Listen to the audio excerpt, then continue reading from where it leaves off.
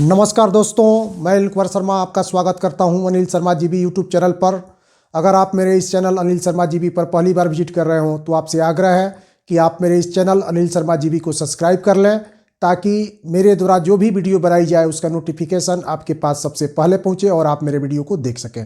तो दोस्तों, आज मैं पुनः उपस्थित हूँ आप सभी के बीच एक महत्वपूर्ण जानकारी के साथ। आप सभी जानते हैं कि कल नियोजित शिक्षकों से संबंधित जो मार्गदर्शिका जो है सामने आई थी, उस पर सभी नियोजित शिक्षक जो है शंका की दृष्टि से नज़र डाल रहे थे। उन्हें ऐसा लग रहा था कि जो भी मार्गदर्शिका सामने आई है वह कहीं ना कहीं जो है फेक है, या उसमें इसका मुख्य कारण यह था कि उसमें कहीं भी जो है किसी शिक्षा विभाग से संबंधित पदाधिकारी का सिग्नेचर नहीं था, और नहीं जो है कहीं उस पर डेट डाला गया था कि ये मार्गदर्शिका किस तारीख को जो है नियोजित शिक्षकों के लिए लाई गई है। तो संदेह तो शुरू से ही था, लेकिन इस संदेह को जो है नियोजित शिक्षक अपने मन में दबा कर रखे हुए थे, और इसका सच जो है आज सामने आ चुका है। लगभग कल जो नियोजित शिक्षकों के लिए सक्षमता परीक्षा से संबंधित जो मार्गदर्शिका सामने आई थी, उसी से मिलते जुलते जो है एक मार्गदर्शिका जो आज शिक्षा विभाग द्वारा जारी किया गया है, जिसको हम सही में शिक्षा विभाग द्वारा जारी किया हुआ मार्गदर्शिका मान सकते हैं, क्योंकि यह मार्गदर्शिका शिक्षा विभाग के अधिकारी यानी माध्यमिक शिक्षा निदेशक के हस्ताक्षर से जो है सामने आया है। तो आइए हम देख लेते हैं कि दोनों मार्गदर्शिकाओं में क्या अंतर था। जो पहली मार्गदर्शिका थी वह फेक थी, तो मेरे पास जो है दोनों मार्गदर्शिकाओं का जो है फोटोकॉपी जो है सामने है। आइए जो है हम एक एक करके जो है प्रकाश डालते हैं कि वास्तव में नियोजित शिक्षकों के लिए सक्षमता परीक्षा होने वाली है, उसमें किस तरह के प्रश्न होंगे, परीक्षा अवधि क्या होगी, क्या फी लगेगा। इन सारी बातों पर जो है हम विस्तार से इस वीडियो के माध्यम से चर्चा करेंगे। मैं आशा करता हूं कि वीडियो थोड़ी लंबी अवश्य होगी, लेकिन आप वीडियो को बीच में स्किप नहीं करेंगे और अंत तक देखेंगे कि आज शिक्षा विभाग द्वारा जो ओरिजिनल सक्षमता परीक्षा से संबंधित मार्गदर्शिका आपके सामने आई है, उसमें कौन कौन से प्रावधान जो है किए गए हैं, आपको एक नियोजित शिक्षक के रूप में कौन सा विषय पढ़ना है, कैसे तैयारी करनी है, आपकी फ़ी कितनी लगेगी, ये सारी जानकारी जो है आप इस वीडियो के माध्यम से जान सकते हैं। तो आइए एक बार जो है इसको हम गहनता से देखते हैं और जानते हैं। के सामने जो मार्गदर्शिका आई थी उसमें ऊपर लिखा हुआ था बिहार विद्यालय विशिष्ट शिक्षक नियमावली 2023 के नियम 4 के परिप्रेक्ष्य में, जबकि जो ओरिजिनल मार्गदर्शिका आपके सामने आई है ये भी जो है सेम वही है, लेकिन यहाँ पर जो है नंबर वाइज आपको बताया गया है कि यह इसकी पृष्ठभूमि क्या होगी, यानी जो विशिष्ट शिक्षक नियमावली के अंतर्गत सक्षमता परीक्षा होगी उसकी पृष्ठभूमि क्या होगी, उसमें क्या रहेगा। तो इसमें लिखा हुआ है कि बिहार विद्यालय विशिष्ट शिक्षक नियमावली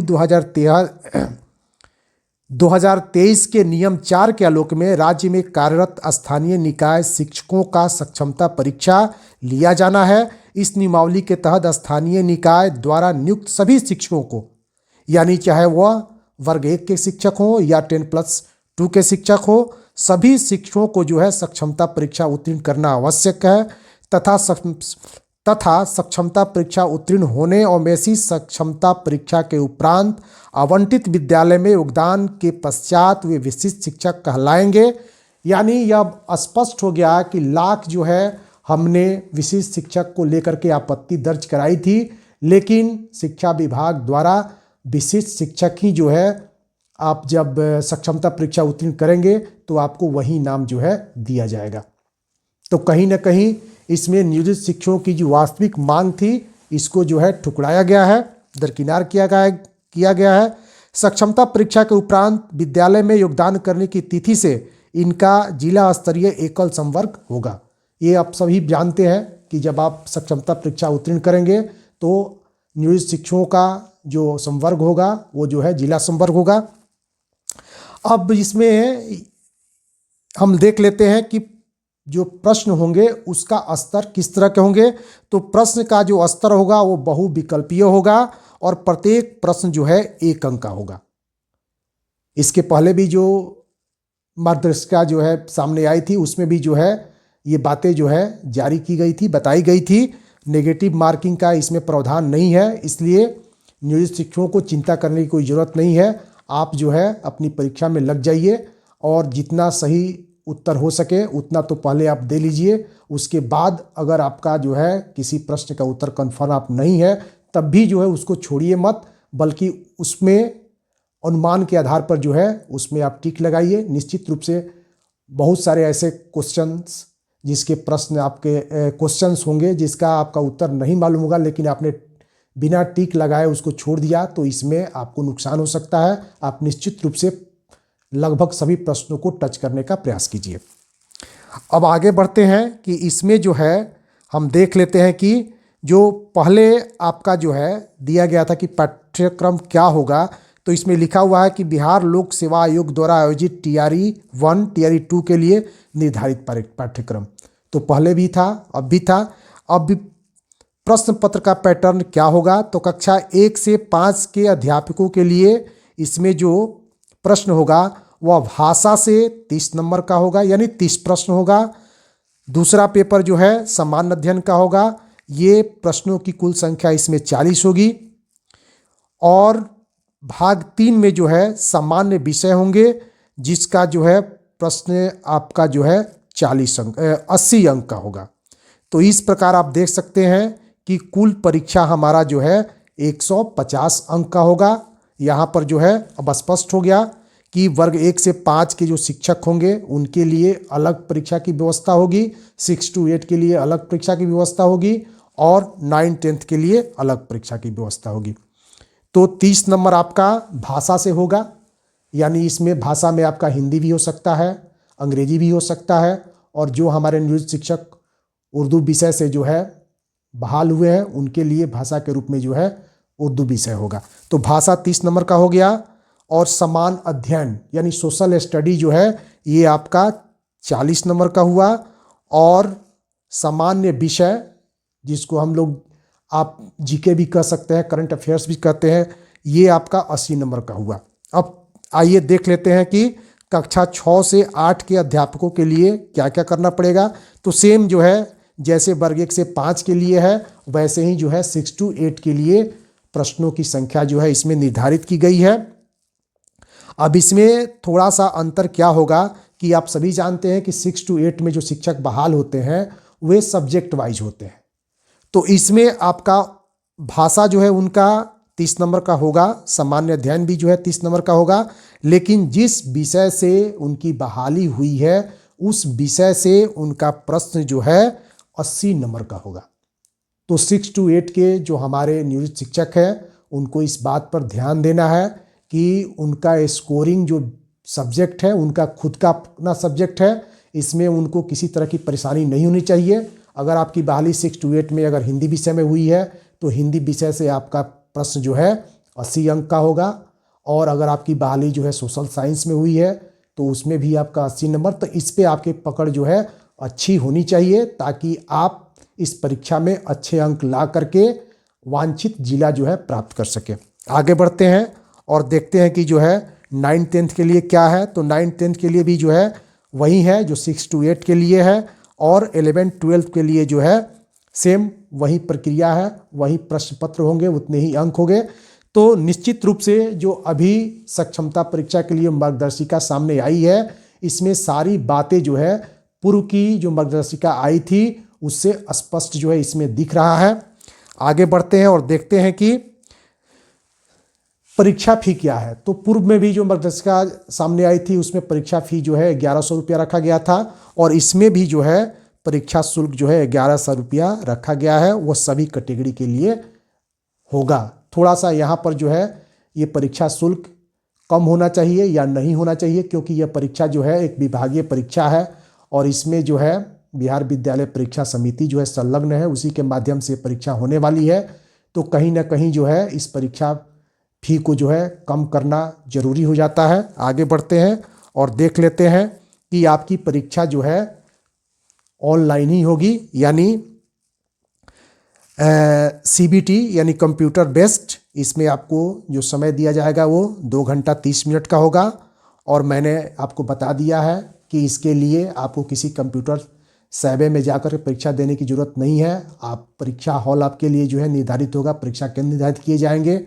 कौन सी परीक्षा जो है 1 to 5 के लिए कौन सी तिथि निर्धारित होगी, 6 to 8 के लिए जो है अलग तिथि निर्धारित होगी, 9 10th के लिए अलग तिथि निर्धारित होगी और 11 12th के लिए जो है अलग तिथि निर्धारित होगी। तो आप परीक्षा हॉल में जाएंगे, वहाँ पर जो है आपके सामने कंप्यूटर जो है लगा होगा। परीक्षा हॉल में जाने के पहले आपका थंब इम्प्रेशन लिया जाएगा और जैसे ही आप कंप्यूटर स्क्रीन पे थंब इम्प्रेशन का जो कॉलम होगा वहाँ पर जैसे ही आप थंब इम्प्रेशन देंगे वह जो है प्रश्न पत्र खुल करके आपके सामने आ जाएगा। थोड़ी बहुत हमारे नियोजित शिक्षकों को ये परेशानी हो सकती है कि बहुत सारे हमारे नियोजित शिक्षक कंप्यूटर फ्रेंडली नहीं है, बहुत सारे नियोजित शिक्षक तो मोबाइल फ्रेंडली भी नहीं है, तो उनको थोड़ी सी अभ्यास करने की ज़रूरत है कि जो है माउस को हम कैसे जो है स्क्रॉल करें, कैसे आगे करें, कैसे पीछे करें, इस बात की जो है ज़रूरत है। और निश्चित रूप से जो बिहार के नियोजित शिक्षक हैं उनको इस पर ध्यान देने की ज़रूरत है। आइए आगे बढ़ते हैं। तो यह इसमें भी जो है आपको जो आज शिक्षा विभाग द्वारा मार्गदर्शिका जारी की गई है, इसमें भी पिछड़े वर्ग के अभ्यर्थियों के लिए कितना अंक लाना जरूरी है। आगे बढ़ते हैं कि यह परीक्षा जो है बिहार विद्यालय परीक्षा समिति द्वारा जो है ली जाएगी और उसी के द्वारा जो है आपका एडमिट कार्ड जारी किया जाएगा।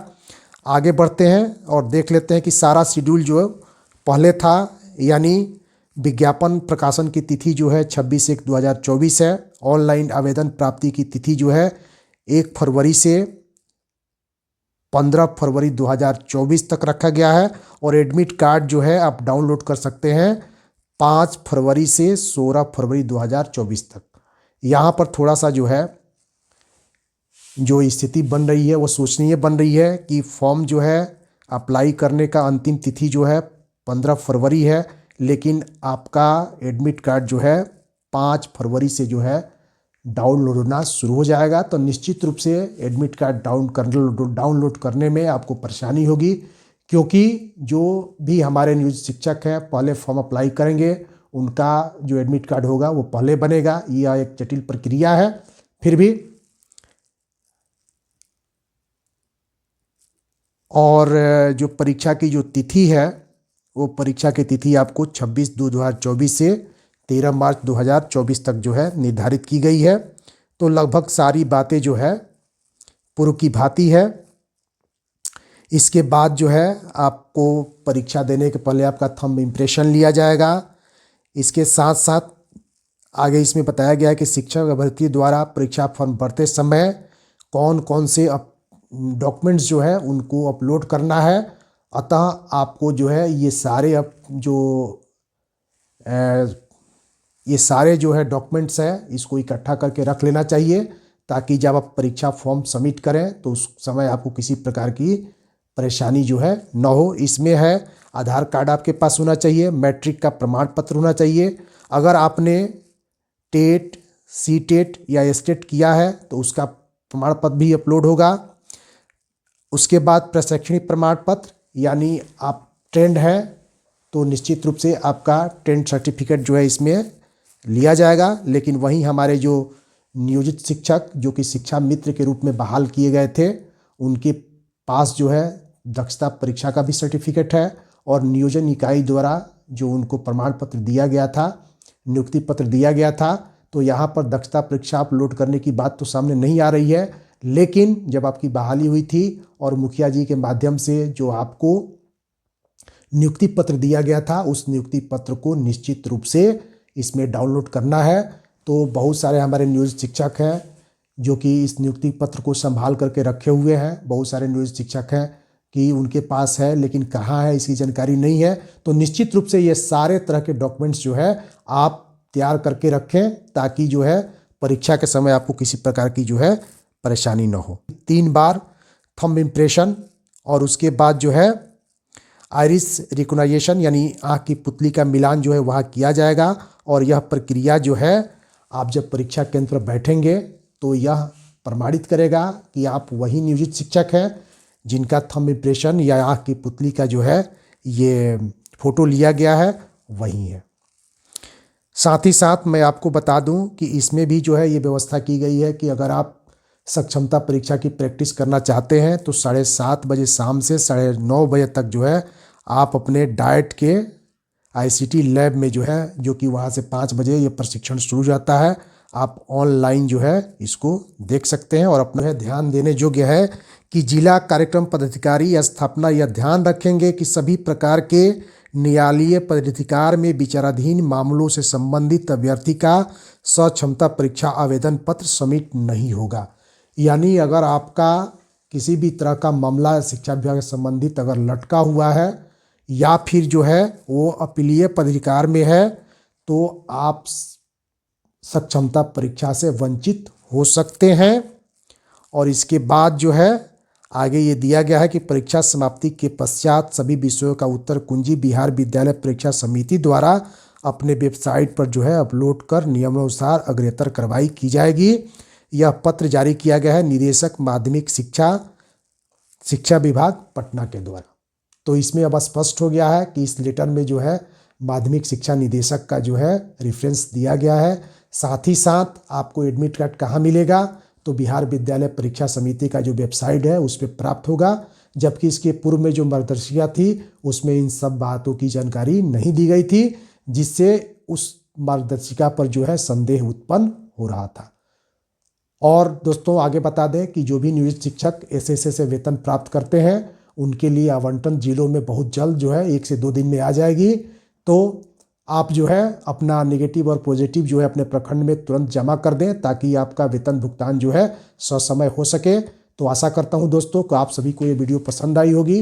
अगर आपको ये वीडियो पसंद आई हो तो निश्चित रूप से आप इस वीडियो पर अधिक से अधिक लाइक करें, कमेंट करें, शेयर करें। तो फिर मिलते हैं किसी अन्य वीडियो में, तब तक के लिए नमस्कार।